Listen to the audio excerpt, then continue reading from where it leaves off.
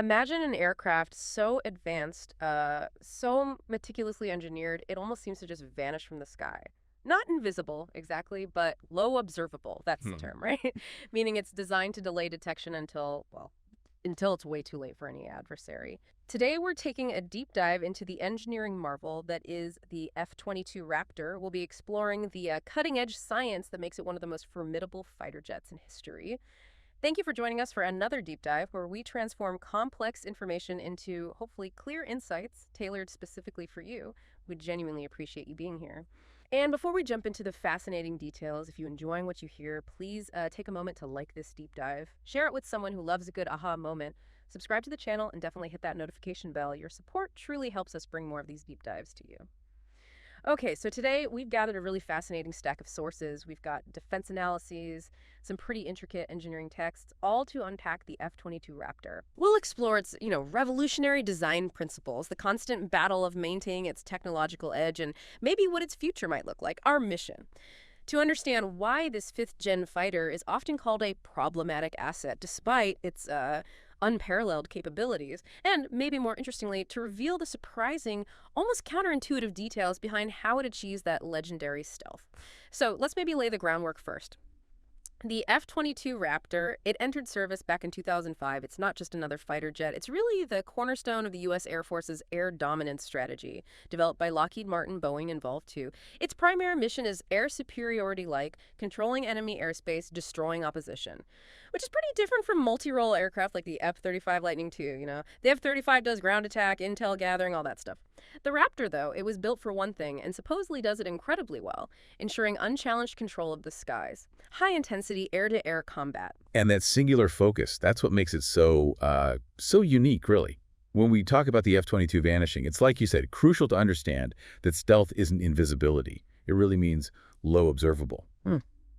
This technology, it's all about significantly delaying detection, giving the pilot a critical, often decisive advantage in combat. The basic principles behind it are actually quite elegant. Either the aircraft is designed to absorb incoming radar waves, Like a sponge. kind of, yeah, Yeah. or it's designed to deflect them so they just don't bounce back to the radar receiver that sent them out.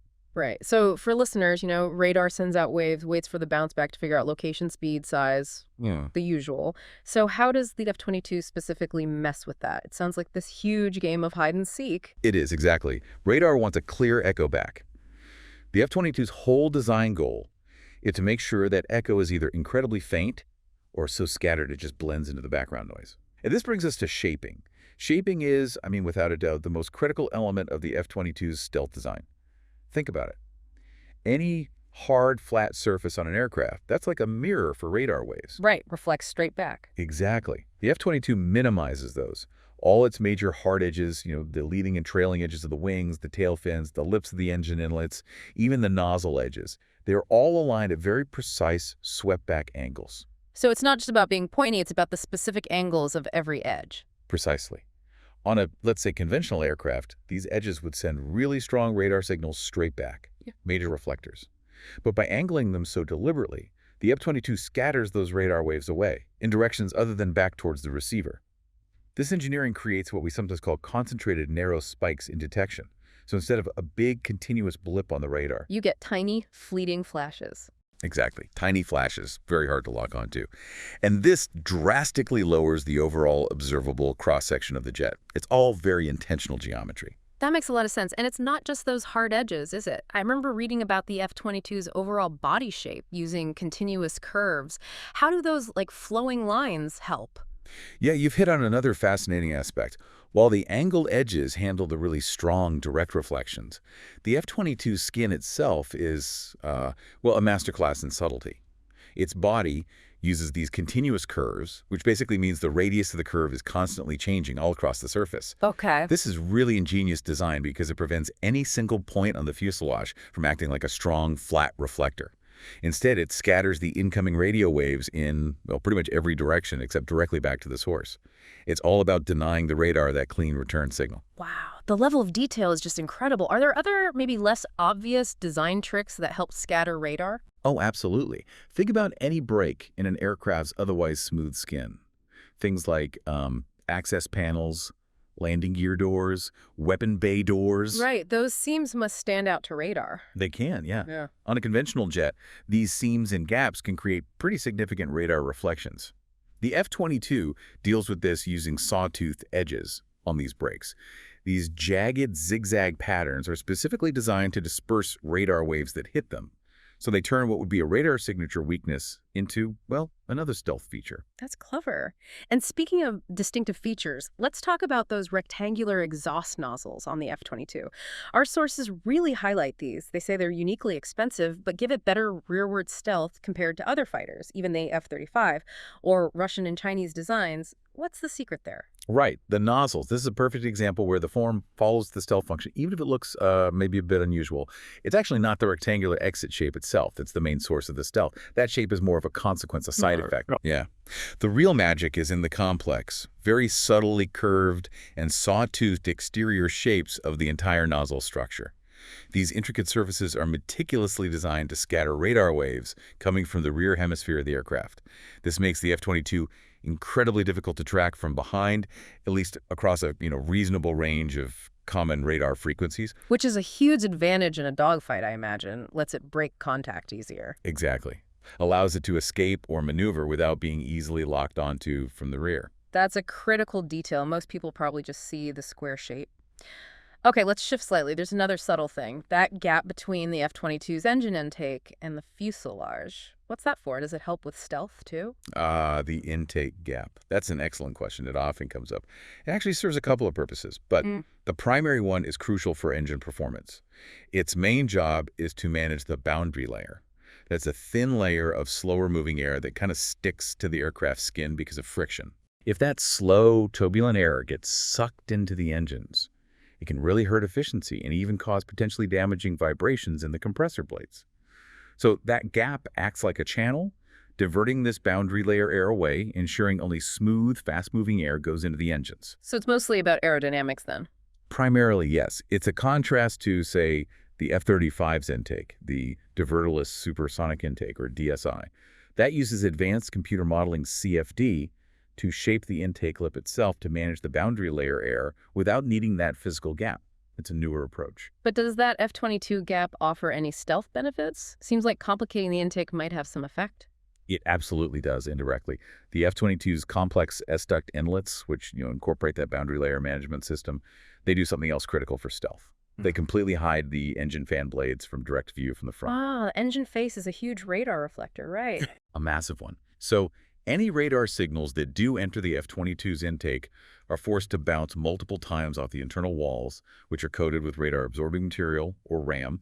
They lose energy with each bounce before they could ever reach the engine face, if they even get that far at all. This S-duct design is a really high-end stealth feature, arguably only fully matched by the F-35. Okay, I see. And just as a side note, that gap also provides a convenient pathway for routing air needed for some cooling systems, things like the air-cooled fuel cooler and the environmental control system. So yeah, every detail tends to serve multiple functions on this jet. So that brings us perfectly from shaping to the materials, the invisible skin itself. Let's talk about RAM, radar-absorbing materials. How do these things actually work? What makes them absorb radar? Right, RAM. So if shaping is about directing the radar waves away, RAM is about, well, absorbing them when they do hit. It's a specialized coating or material designed to interact with electromagnetic energy, with radar waves. Instead of letting those waves bounce off cleanly like a mirror, RAM is engineered to absorb the incoming energy and convert most of it into a very tiny amount of heat. So it just eats the radar waves. Pretty much, yeah. Think of it like a sponge, but for radio waves instead of water. This is often done by embedding things like microscopic carbon or iron particles within the material. These particles cause the radar waves to deflect multiple times inside the material, dissipating energy along the way. These materials have unique electrical and magnetic properties, what engineers call high imaginary permittivity and permeability, that not only absorb energy, but can even subtly twist the polarization of the radar waves, further ensuring almost nothing usable returns to the source. It's pretty clever physics involved. That sounds incredibly effective, almost like a magic coating. So why isn't the entire F-22 just dipped in RAM? Well, that's where we start bumping into that problematic ANSAT idea again. While RAM is amazing for stealth, it has a major downside. It's surprisingly heavy, like really heavy. Oh. Yeah. Covering the entire aircraft in it would significantly increase weight, which hurts fuel efficiency, agility, maneuverability, just overall performance. So the designers had to be strategic. They decided to apply RAM sparingly, mainly to specific hot spots, Like where? like those sawtoothed edges on skin brakes we talked about, Mm. or coating the inside surfaces of the S-duct engine inlets. Places where shaping alone isn't quite enough to get the radar signature down to the required level. It's about targeted application, getting the most stealth bang for the weight buck, so to speak. Okay, so it's not a miracle cure then. And I've heard, anecdotally, from people who've worked on these planes, that RAM is incredibly delicate stuff. Is that true? That is absolutely true, and it points to one of the biggest challenges with RAM. Yes, it's notoriously fragile. You hear descriptions from maintainers. They often call it a spongy but firm rubbery composite, and they say it can literally corrode and fall apart in chunks if the protective top coat gets cracked and isn't repaired meticulously and immediately. Wow. We even saw major issues early on with the F-35's carrier trials. The iron-based RAM used initially reacted badly with the saltwater environment, basically oxidizing, turning expensive stealth surfaces into, well, rusty patches. That sounds like a maintenance nightmare. It is. This fragility means constant, very expensive, and incredibly time-consuming maintenance. And there's another layer of complexity, too, potential health concerns for the maintenance crews. Apparently, the safety data sheet, the SDS, for the specific RAM formulations used has been classified since the Clinton administration. Classified, so the maintainers don't even know exactly what's in it. Often not fully know, which leads to very strict handling protocols, special protective gear, ventilation requirements, all adding to the cost and complexity of keeping these planes flying. It really sounds like a constant struggle between having this amazing technology and just the practical realities of keeping it working. Given the cost and the health stuff, why stick with RAM? Aren't there alternatives? That's a great question, and it really speaks to the hard trade-offs in developing military tech. For RAM to work well, to absorb those radar waves effectively, the material itself needs to be somewhat porous, not dense. And that characteristic, that porosity, inherently makes it fragile. As far as we know publicly, there just isn't a widely available alternative material that offers the same level of radar absorption without bringing its own significant drawbacks, weight, cost, durability, whatever. And on top of the material itself, the application of RAM is incredibly expensive. It often requires things like robotic sprayers in highly controlled environments to get the thickness and consistency just right. We're talking extremely tight tolerances. It's less like painting a plane and more like a high-precision industrial process. Okay, so beyond RAM, are there other surfaces or coatings doing stealth work quietly in the background? Yes, definitely. It's not just about absorption. For instance, they use conductive metallic paint on some internal components. Internal? Why? This paint reflects radar waves, so if any waves do manage to penetrate the outer skin somehow, this internal conductive layer helps prevent them from bouncing around inside the aircraft structure and potentially finding a way back out. Think of it as kind of an internal electromagnetic shield. Clever. And then you have the cockpit canopy. Stealth fighter canopies aren't just standard plexiglass. They often contain microscopic layers of conductive materials like indium tin oxide or gold. Gold. Sometimes, yes, very thin layers. These help scatter or absorb radar waves, trying to reflect off the pilot's helmet or the cockpit interior. But these special canopies, also very expensive, also prone to degradation over time. In fact, the delicate nature of some stealth coatings, including potentially the canopy, can sometimes even artificially limit the aircraft's top speed, just to manage heat buildup and extend the coating's operational lifespan.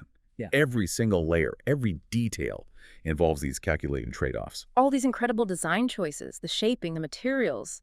It paints a picture of this absolutely unparalleled machine, and yet we keep coming back to this phrase from sources like Professor Justin Bronk, calling the F-22 a problematic asset. Given everything we just detailed, what exactly makes this marvel so problematic? That's the crux of it, isn't it? It really boils down to two main things. Extremely high operational costs, the figure often quoted is around $60,000 per flight hour, which is staggering. Yeah. And significant ongoing maintenance challenges, many of which are directly linked to the very same cutting-edge stealthy technology that makes it so capable. Like we discussed, the delicate stealth coatings require constant upkeep. The airframe itself, pushed to the limits of material science back in the 90s, has its own sustainment issues. And beyond the physical stuff, the F-22 also suffers from, well, aging electronics in some areas. Its core software and communications architecture was designed initially to talk almost exclusively to other F-22s. Really? Just F-22 to F-22? Primarily, yes. It was built for a specific concept of operations. This unique kind of closed-off system has made it really complicated and expensive to integrate newer technologies or allow it to seamlessly share data with other platforms like the F-35 or older jets. So it's kind of become a technological island, in a way, even as the rest of the Air Force is trying to network everything together. Has it received many upgrades since it first flew? That island analogy is actually pretty accurate. And what's quite striking is that compared to older fourth-generation fighters like the F-15 or F-16, which have seen numerous major modernization programs over their lifetimes, the F-22 has received relatively limited major block upgrades since it entered service in the early 2000s. Huh. Why is that? Well, part of it is the cost and complexity we just talked about. Upgrading such a specialized, sensitive platform is inherently difficult. It often has to fight for funding against newer programs, even though the Air Force absolutely relies on it and continuously works to keep it combat-ready against evolving threats. But surely they're doing things to keep it viable, especially with new potential adversaries fielding their own advanced aircraft. What are some recent efforts to keep the Raptor at the cutting edge? Oh, absolutely. The Air Force knows the F-22 is still vital for high-end air dominance. There are ongoing efforts. For example, just last September, BAE Systems got a big 5-year contract from Lockheed Martin. This contract is specifically focused on sustaining the NALR-94 system. That's the F-22's incredibly sophisticated digital electronic warfare, or EW suite. Basically, it's radar warning receiver and countermeasures system. Okay. BAE, being the original maker, is handling repairs, looking at potential upgrades, managing the parts supply chain. They're even building a new state-of-the-art repair facility in Merrimack, New Hampshire, just for this system. It's all about ensuring that critical electronic brain stays sharp and effective. That sounds important. What about its sensors? That seems like an area always ripe for improvement in fighters. Definitely. And that brings up a really significant recent development. Just earlier this year, January 2025, Lockheed Martin received a pretty substantial contract, around $270 million. This is specifically to integrate a new infrared defensive system, or IRDS, incorporating what's called TAC-RIST sensors, onto the F-22 fleet. IRST infrared search and track. Exactly. This is a big deal. It's a passive sensor system, meaning it doesn't emit signals like radar does that searches for and tracks the heat signatures of other aircraft. Adding this IRDS system will significantly boost the F-22's situational awareness. It gives the pilot another way to detect, track, and potentially target threats, especially stealthy ones, or in environments where using radar might be dangerous or jammed. It's crucial for operating in the complex, contested airspace scenarios we anticipate in the future. Okay, so continuous targeted upgrades are happening despite the age and the cost. But what about the long-term view? Is a fleet of these high-cost, specialized jets sustainable forever? That really hits the core strategic dilemma. Looking ahead, the U.S. Air Force does have official plans to start reducing its F-22 inventory somewhat. Specifically, the plan is to phase out the oldest group, the Block 20 aircraft, which are primarily used for training and aren't considered fully combat-coded. The stated rationale is cost savings. By retiring these older jets, the Air Force hopes to free up substantial money currently spent on operating and maintaining them and reinvest that directly into developing the F-22's successor. That successor program is known as the Next Generation Air Dominance, or NGAD, which is envisioned not just as a single aircraft, but a family of systems, likely including unmanned drone companions working alongside a new manned fighter. It reflects a shift towards future air warfare concepts. Which brings us to a really fascinating point about the F-22's actual role and impact.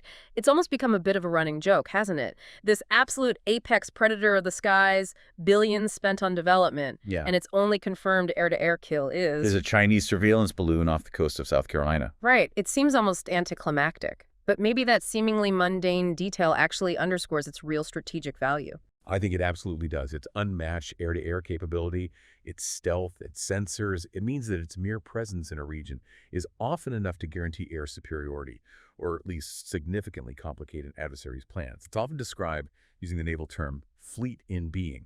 It's a technological marvel, yes, maybe too expensive to ever produce in huge numbers like originally planned, but its very existence and the undeniable capabilities it possesses serve as a powerful deterrent. It shapes the strategic calculations of potential adversaries just by being there.